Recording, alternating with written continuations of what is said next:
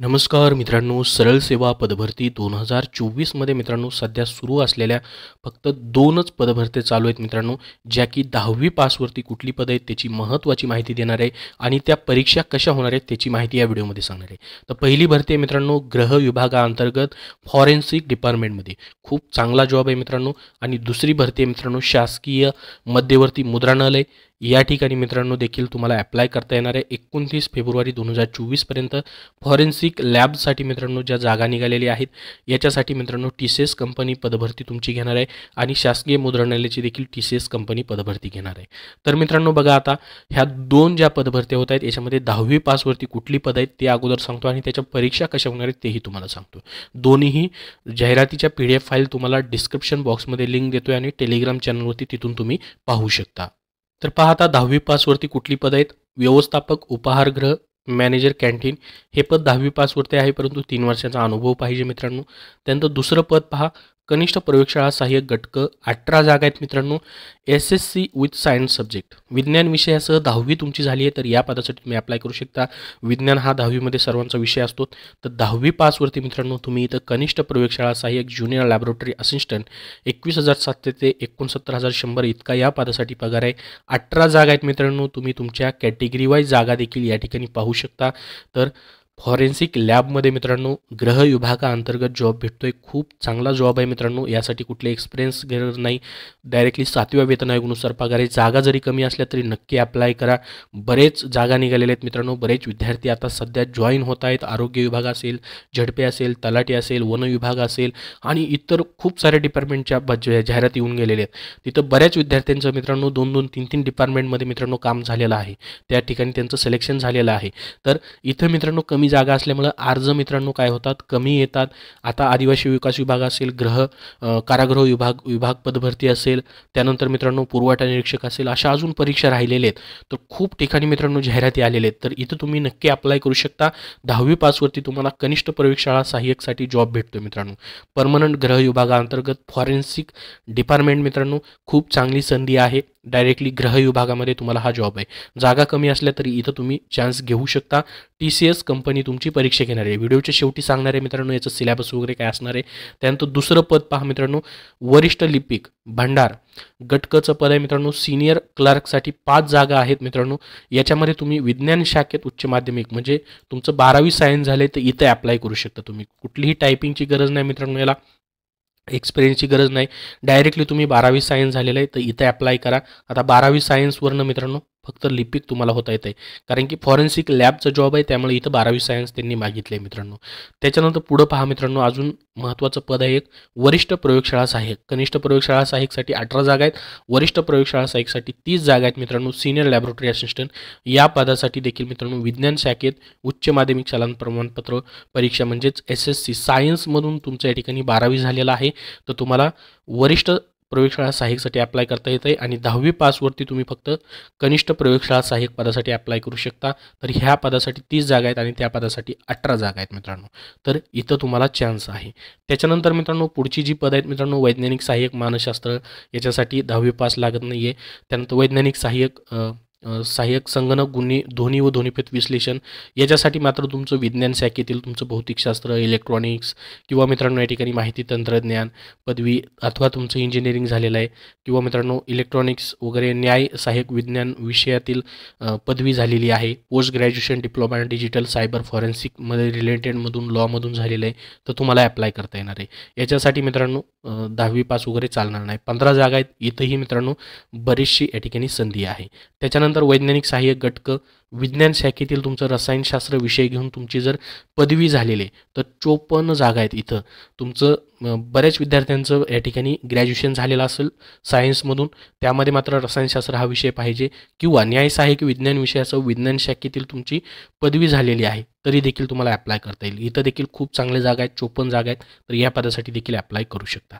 तर ही झाली पहिली जाहिरातीमधील पदांची माहिती। आता परीक्षाबद्दल आपण बघूयात मित्रांनो, याची एक्झाम कशी होणार आहे।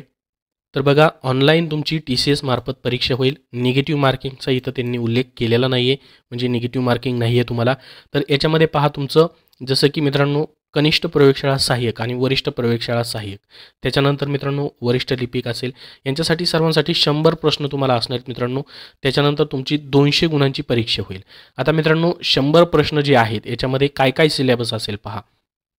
जसं की मित्रांनो या ठिकाणी बघितलं आपण पदानुसार त्यांनी दिलेले, जसं की वैज्ञानिक सहाय्यक गटक. त्याच्यानंतर आता तुम्हाला एकाच पदाचं सिलेबस मी या ठिकाणी सांगतो, जसं की वरिष्ठ सहाय्यक किंवा कनिष्ठ सहाय्यक लॅबोरेटरी असिस्टंटची जी पद आहेत, जसं पहा वरिष्ठ सहाय्यक गटक. त्याच्यानंतर पहा या ठिकाणी कनिष्ठ प्रयोगशाळा सहाय्यक. कनिष्ठ प्रयोगशाळा सहाय्यकसाठी आपण बघूयात, जे की 10वी पासवरती पद आहे, ज्याच्यामध्ये तुम्हाला मराठी असेल मित्रांनो. मराठीमध्ये मग व्याकरण, सोपी वाक्यरचना आणि नेहमीच्या शब्दांचा वापर, हे 10वीच्या दर्जावरती व्याकरण तुम्हाला असेल. त्याला 15 प्रश्न 30 गुण असतील मित्रांनो. त्याच्यानंतर पहा इंग्रजी असेल तुम्हाला. इंग्रजीमध्ये देखील मित्रांनो स्पेलिंग असेल, व्याकरण असेल, सोपी वाक्यरचना असेल. आता हे तुम्हाला काय करायचं आहे, मराठी इंग्रजी हे जे मित्रांनो TCSने अगोदर पेपर घेतलेत ना, त्याचा प्रश्नसंच तुम्हाला पाहायचा आहे. त्याच्यामुळे तुम्हाला इथं जास्त फायदा त्याचा होईल. मागील प्रश्नपत्रिका कशा झालेल्या आहेत, TCS पॅटर्न जो आहे मित्रांनो बदलत नाही, सेम पॅटर्न रिपीट होतो. त्यामुळे मागील प्रश्नपत्रिकेचा फक्त थोडाफार अभ्यास तुम्ही केला आणि पुढचा अभ्यास केला त्याला धरून पॅटर्ननुसार, तर तुम्हाला मित्रांनो इथं सक्सेस भेटेल. तर त्यासाठी तुम्हाला मागच्या प्रश्नपत्रिका TCSने कशा घेतल्यात ते नक्की पाहणं गरजेचं आहे. त्याच्यानंतर इंग्रजी झालं की मित्रांनो या ठिकाणी तुम्हाला सामान्य ज्ञान असेल, ज्यामध्ये मित्रांनो दैनंदिन घटना, नेहमीचे अनुभव, साहित्य, राजकारण, त्यानंतर शास्त्र, आजमावण्यासाठी प्रश्न, सामाजिक औद्योगिक सुधारणा, क्रीडा, या क्षेत्रातील महान व्यक्तींचे कार्य, त्याच्यानंतर महाराष्ट्राचा इतिहास व भूगोलाची रूपरेषा यातील प्रश्न असतील. इंग्लिशमध्ये देखील मित्रांनो या ठिकाणी त्यांनी हे दिलेलं आहे पहा. प्रश्नपत्रिकाचा 10वी पासवरती असेल. त्याच्यानंतर मित्रांनो तुम्हाला बौद्धिक चाचणी विषयक प्रश्न असतील मित्रांनो, म्हणजे बुद्धिमत्ता चाचणी असेल. बुद्धिमत्ता मित्रांनो कसे प्रश्न येतात TCSचे, तुम्हाला त्यासाठी प्रश्नपत्रिका संच पाहायचा आहे. आणि 5वा तुम्हाला घटक असेल तो म्हणजे मित्रांनो विज्ञान शाखेतील माध्यमिक शालांत परीक्षा उत्तीर्ण पदाकरिता असलेले आवश्यक किमान शैक्षणिक अर्हतेनुसार प्रश्न विचारण्यात येतील. आता याच्यामध्ये मित्रांनो त्यांनी इथं जे दिलेलं आहे त्याची भाषा कोणती असणार आहे, त्याच्याबद्दल बरेच विद्यार्थी विचारत आहेत की प्रश्न कसे असतील, तेही आपण दिले का बघूयात या ठिकाणी. तर बघा त्याबद्दल माहिती या ठिकाणी दिलेली नाही, तर तुम्ही समजून जायचं की मराठी व इंग्रजी दोन्हीही भाषेमध्ये पेपर तुमचा होईल. तर मित्रांनो इंग्रजीचे फक्त इंग्रजीमध्ये प्रश्न असतील. सरळ सेवेमध्ये आत्तापर्यंत तर मित्रांनो असेच तुमच्या परीक्षा होत आलेले आहेत, याच्यामध्ये त्याची माहिती दिलेली नाही. तर मग विज्ञान 5वा जो टॉपिक्स असेल तुम्हाला तांत्रिक घटकाचा असेल, 40 प्रश्न 80 मार्काला असतील त्यामध्ये. तर शैक्षणिक अर्हतेनुसार प्रश्न विचारण्यात येतील.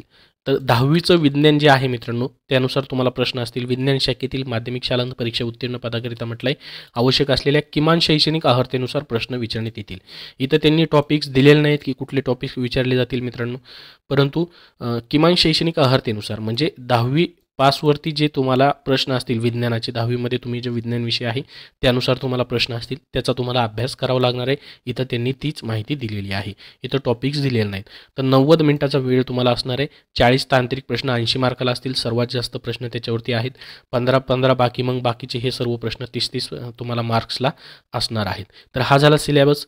प्रत्येकाचं मित्रांनो अशाच पद्धतीने सिलेबस आहे, पाहू शकता तुम्ही प्रत्येक पदांचा. तर त्यासाठी तुम्ही डिटेलमध्ये जाहिरात जी आहे PDF फाईल तुम्हाला डिस्क्रिप्शन बॉक्समध्ये लिंक देतो याची, तिथून पाहू शकता. आता याबद्दल अजून तुमचे काय प्रश्न असतील तर कमेंटमध्ये विचारा. आता पुढची जी पदभरती आहे मित्रांनो या ठिकाणी शासकीय मध्यवर्ती मुद्रणालय, याच्यामध्ये मित्रांनो कुठली पदं 10वी पासवरती तेही आपण पाहूयात. तर बघा सहाय्यक पर्यवेक्षक बांधणी म्हणजे असिस्टंट सुपरवायझर बाइंडिंग, याला अनुभव लागतोय मित्रांनो. वरिष्ठ मुद्रित शोधक सिनियर रीडर या पदासाठी देखील अनुभव वगैरे मागितलेला आहे. मुद्रित शोधक रीडर या पदासाठी मात्र तुम्ही माध्यमिक शालांत परीक्षा उत्तीर्ण म्हणजे 10वी पास असाल तर तुम्ही मित्रांनो अप्लाय करू शकता रीडर या पदासाठी. दूरध्वनी चालकसाठी देखील तुम्ही 10वी पासवरती अप्लाय करू शकता. त्यानंतर कॉपी होल्डर हे जे पद आहे मित्रांनो याला देखील तुम्ही 10वी पासवरती अप्लाय करू शकता. आणि बांधणी सहाय्यकारी बाइंडिंग ऑक्झिलरी या पदासाठी मात्र 9वी पास आणि अनुभव मागितलेला आहे. तर याच्यामध्ये ही 3 अशी पदं आहेत मित्रांनो, रीडर, टेलिफोन ऑपरेटर आणि कॉपी होल्डर या पदांसाठी तुम्ही 10वी पासवरती अप्लाय करू शकता. याचीही मित्रांनो परीक्षा तुमची TCS मार्फतच होणार आहे. याचीही लिंक तुम्हाला डिस्क्रिप्शन बॉक्समध्ये देतोय किंवा टेलिग्राम चॅनल आपल्या, तिथून तुम्ही पाहू शकता. तर ह्या 2 पदभरती जी आहेत मित्रांनो सध्या सुरू आहेत, यासाठी तुम्ही नक्की अप्लाय करू शकता. 10वी पासवरती ही पदं भरली जात आहेत. आणि महत्त्वाचं म्हणजे मित्रांनो गट क ची पदं आहेत, गट ड ची पदं नाहीत मित्रांनो, गट क ची पदं आहेत. पेमेंट खूप चांगला आहे. अजून याबद्दल काय प्रश्न असतील तर कमेंटमध्ये नक्की विचारा. धन्यवाद. मित्रांनो, सध्याच्या भरतीसाठी तुम्हाला पुस्तकं हवं असतील तर स्मार्ट स्टडी पब्लिकेशन नांदेड यांनी TCS 71 प्रश्नपत्रिका संच व TCS 79 प्रश्नपत्रिका संच ही पुस्तकं प्रसिद्ध केलेली आहेत. यामध्ये मित्रांनो 7-7 हजारपेक्षा जास्त प्रश्नांचा समावेश आहे. मित्रांनो, मागे झालेल्या TCS मार्फतच्या नगररचना शिपाई असेल, नगर परिषद असेल, तलाठी पदभरती असेल, वनरक्षक, लेखपाल असेल, सहकार विभाग, त्यानंतर वैद्यकीय शिक्षण विभाग, गटकची पदभरती, PCMC महानगरपालिका या प्रश्नपत्रिकांचा समावेश या पुस्तकांमध्ये केलेला आहे. त्यामध्ये मित्रांनो TCSने सर्व पदांची ह्या परीक्षा घेतलेल्या आहेत. आपल्याला माहीत असेल मित्रांनो, TCS सध्या परीक्षा घेत आहे. त्यामध्ये मागील प्रश्नपत्रिकांमधून बरेचसे प्रश्न रिपीट होतात, तो पॅटर्न रिपीट होतो. त्यासाठी तुम्ही ही प्रश्नपत्रिका संच मित्रांनो अभ्यासू शकता. स्मार्ट स्टडी पब्लिकेशन नांदेड यांनी प्रसिद्ध केलेली आहेत. त्याचबरोबर मित्रांनो त्यांनी इंग्रजी व मराठीसाठी देखील स्पेशल प्रश्नसंच प्रसिद्ध केलेला आहे, ज्यामध्ये एकूण 75 प्रश्नपत्रिकांचा समावेश करून तुम्हाला मित्रांनो इंग्रजी व मराठी या विषयाचे स्पष्टीकरणासहित आणि टॉपिक्स वाईज मित्रांनो याच्यामध्ये प्रश्न आहेत. तर हा एक महत्त्वाचा प्रश्नपत्रिका संच आहे त्यांचा इंग्रजी व मराठी या विषयासाठी. चालू घडामोडीसाठी देखील TCS IBPS पॅटर्ननुसार 81 सराव प्रश्नसंच हे त्यांचं पुस्तक आहे. तर ही सर्व पुस्तकं स्मार्ट स्टडी पब्लिकेशन नांदेडची तुम्हाला कुठल्याही बुक स्टोअरमध्ये मित्रांनो पाहायला भेटतील. तेथून तुम्ही खरेदी करू शकता किंवा ऑनलाईन देखील तुम्हाला उपलब्ध होऊन जातील.